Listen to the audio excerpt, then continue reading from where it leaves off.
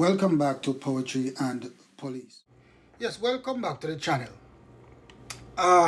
First of all, as usual, me have to big up to all of the Jamaica Constabulary Force, everybody in the Jamaica Constabulary Force, especially the hard-working policemen in the Jamaica Constabulary Force.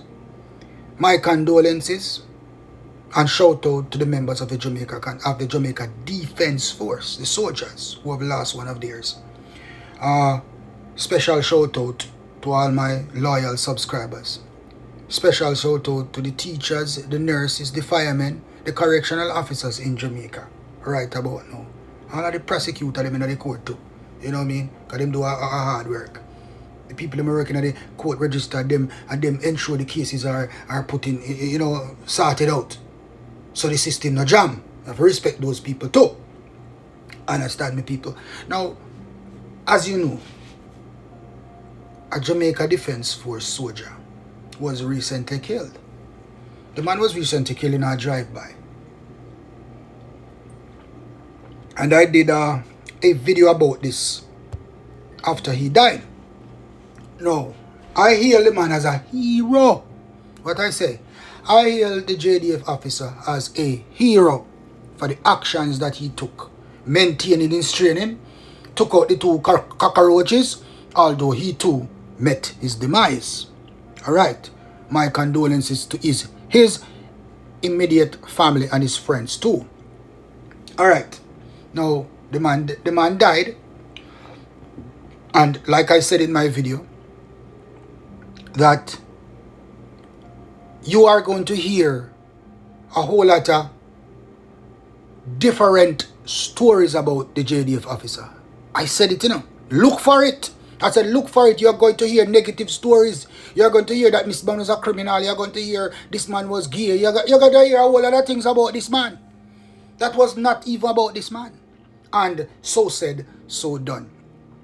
The day in question that the man died, I can remember somebody spoke to me that they were in a chat room, and so dears, fellow JDF members would say the man was a criminal and the man was a part of a gang. No, that is just sese. And here he said there's no proof of that. But to drop the icing on the cake, people. To drop the icing on the cake. A senior officer from the Jamaica Constabulary Force who was investigating the matter, Michael Phipps, came and they made allegations that the man was a part of some gang, and that his murder was gang related. Now I am saying to Michael Phipps right now, bring the proof. Bring the proof. I want you to bring the proof, Mikey Phipps. Because you said the man was a gangster, so bring the proof. And I am going to say this to you. I'm going to say this to you clear. I was a serving member in the Jamaica Constabulary Force. And I worked my butt off for the Jamaica Constabulary Force. And I would consider myself, when I was working, to be a good police officer. Hard-working police officer. But I want you to listen to these people. Before I go any further, I'm going to point out certain things to you. You see, when you join the police department from Ghetto, from Kingston 11, Kingston 13, they don't have nothing good to say about you, even when you're police. Them not believe, say, a man from the ghetto can reach anywhere good in the Jamaica Constabulary Force. Because all they think about people from the ghetto is that we are thieves, robbers, and gunmen, criminals. That's all they have to think. Once they hear about your address, Kingston and 13, I can remember a police say to me already, nothing good no come from them place there. I can remember clearly I said, what you mean nothing good from them place? Me come from Kingston 13, up a Bowens Road, up a Ratbat territory. Up there so me come from Chinese Cemetery. 17 Lane, Stephen Lane, Nelson Road. And that's where me come from. That's where me join police work from a matter of fact. Me born in Manchester, but me spend years in the Kingston area. That's so. I say, that's where me join police work from. So what you mean by nothing good no come from there? So what you ask me, a criminal to me come from there? So I mean, is not a good police to me come from there? So that is the major question, people. Because these people think that you join the work from Kingston 13, so me join from up on Nelson Road, Bowens Road, 17 Lane, Stephen Lane, there so. That Remember, you know, people, before you join the work, you would have had friends in the area. And enough of them friends, they become gunmen too. And you might go back in the area from time to time because you wrote that. And a man might say and say, "Why go and Blakey?" And you talk, you yell up a man, you talk, you don't have nothing against a man. But let me tell you to some people, once you go through back in your area and yell up your man, you're not supposed to go back in your community. And even if you don't go back in your community, it is the same thing. Because listen, people, this is the allegation that they spread about me by virtue of me coming from Kingston 13, Whitfield Town. They said I was a hitman police. They said I was leading a gang in Kingston 13. Does that sound familiar, people? I was running a gang in Kingston 13, and I was happy that I was called up at the Ministry of National Security building and interviewed by several senior officers, and those allegations were told to me. And I had a chance to challenge the allegation. But you don't know, even though you challenge it, like I said, you come from Kingston 13, they must still have it in the back of them head. So you're a criminal. So now, those allegations were on me too. The same allegation that is being brought against this JDF officer, and the same allegation that has been brought against a lot of more police officers who come from the ghetto. Now, if I had died in any way, in any place, shoot up my car or shoot out anywhere from my personal business, you would have heard the same thing about me, that I was a gangbanger and I was probably killed because of gang activities. I am telling you, people, beyond a shadow of a doubt, they would have said the same thing about me like they are saying about the JDF private right now. So this is what I'm going to say to you, my attentive listeners. Open your ears, open your eyes, but believe more in your eyes than your ears. Do not follow everything that you hear, because people tend to pass on certain information that has no facts and have no merit, especially when they are tearing down people's character. People who use gossip and sese to tear down a man's character, things that it was not even happening in the first place. So now, people, let me share some experience with you people. Since I am telling you that I'm an experienced detective, I'm going to share some situations with you. Listen, when I was stationed at Huntsby, I used to classify people as being mouth wanted or warrant wanted. Now, I can remember one time there was a boy named Tanya Germs. And they said Tanya Germs was wanted for this and he was wanted for that. He was wanted for how much murder, how much shooting and this and that.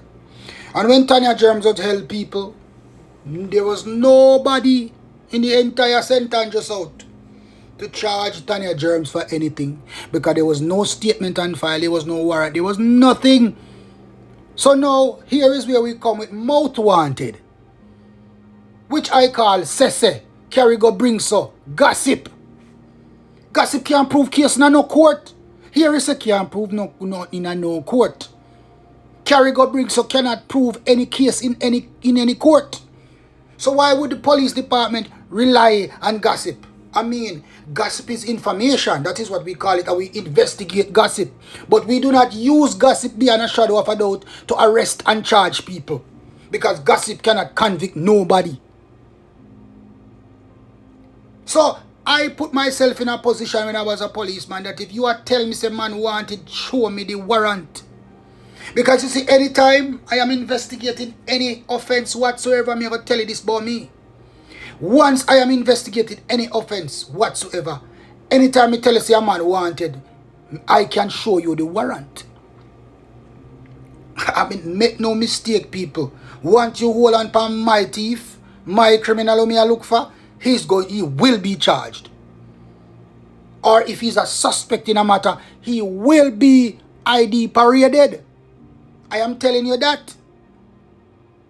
If I have information and John Tom commit an offense, which is an offense, it has to be an offense which is ID paradable. That means if I shoot in and a man say him do it and I have to have the statement too. But if I have the statement and the description match him, And me get information, you get little information pan top, say him do it, and the description where you get from the witness statement fits him, then you put him on an identification parade. But if the witness is saying that me know this man from him born till now, me know him mother, me know him father, him brother, me know him baby mother, me know him kids them, then you don't need no ID parade. So I say go people. Proof like these should affect all matters that come under police investigation, and the death of this JDF soldier is no different. So the police is not supposed to come out in public, in a public forum, and say the man was a part of any gang unless we can prove that.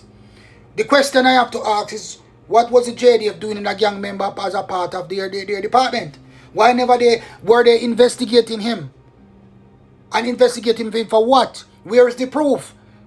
Like I said to you people, once you come from Kingston 11 and 13 or a certain ghetto, then classify you as criminal once you join the work, whether JDF or JCF. And let me tell you this. Some ghetto people now nothing good to say about police who come from the area. Because people bad mind, you know. You come from the area and you uplift yourself. Them talk one bag of foolishness about you, one bag of fake information about you, because they don't want to see, nobody else come out of the ghetto. Ghetto people are like crab in a barrel, like most Jamaicans. They do not want to see another man make it in a life. So if you join the work from the ghetto, I am going to tell a lot of people is going to love you. But are you going to find a whole lot of people who sorry so you reach that far in life, because they know why you come out, then why you have to turn gunman like everybody else, and thief like everybody else, and robber like everybody else. They want it to be the product of your society, the product of your community. That is what they want you to become. But it's not everybody's product of the society. Because trust me, me run a Kingston 13 and nobody couldn't get me do wrongs. So you're going to tell me, say no, you couldn't get me to join any gang was on when I was a civilian. Now when me become a policeman, I go join gang. Now this young man would have wanted to make his life better by joining the JDF, as every young man with ambition wanted to do. He owns a car, he's trying to live his life. And he moves out of the ghetto, he tries to be a soldier because he wants his life to be better. Now, when you deal with young people like this, you don't be too quick to jump to allegations and gossip that the man was a part of a gang. Because things like this have been said about me too. And that people, I want you to understand that is where I'm coming from. Because these things were said about me too. So these things are said about this soldier. 90% I'm going to tell you are fake. Tearing up the man's character even in death, when the man is supposed to be lionized as a hero for recovering 2 firearms. Or 2 guns. The man recovering and done 2 cockroach. The man should get a medal in death. Then if you bury the man a hero. Who? Now was you as a detective if you come based off a rumor and gossip, if you could take that away from the man in death. I hope his family, his family, open their eyes and take the right actions about the destruction of this young man's character on social media and on the news by the police. No nonsense, foolish police, uninformed police. Run with rumors and run with full allegation. You can't run with allegation and call up people name like that and destroy people's character like that. You left that. Simply tell to the Jamaican people that the motive is not yet ascertained. You can't say that. You're not going to talk about the man in a gang when you can't prove it. And let me tell you something, people. There's a lot of bloggers out here, whose main goal is to destroy people's career, people's character with lies and gossips. And the worst thing about it, people, they speak the lies and the gossip as if they are true. There's any truth to it. They speak it like it's facts. Just like we talk about Mouth Wanted, that is what most of these bloggers do out here. Them get information from people and then chat it like it's facts. And they want you to believe these things. And the fact about it, you are their followers and you seem to believe. There's one thing I love about my subscription, my subscribers. I rate to know every day that my channel is not one of sese and carry go bring so and rumors. My channel is one of facts.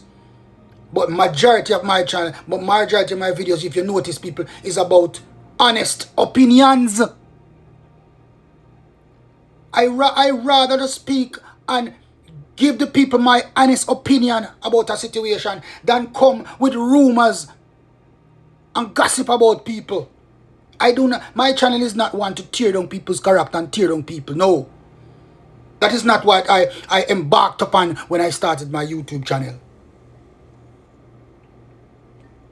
Again, my condolences to the Jamaica Defense Force and the family of the private that was killed. And I'm saying that the Jamaica Defense Force, what you need to understand is that it is your members who have been spreading the rumor and the gossip that the young man was involved in gang-related activities. So people, sometimes you hear these, you have to take a look back and think about the situation carefully before you spread it. Because the truth, the lies spread faster than truth. Because people don't like truth and people don't like positivity, they prefer negativity because they feed off of that. Narcissistic people feeds off of that. Narcissistic bloggers spread that because it's all about them, you know, and their views and the money that they are making on YouTube. It's all about the money and the views and their self, trying to make themselves look big, trying to be rock stars by telling lies on other people.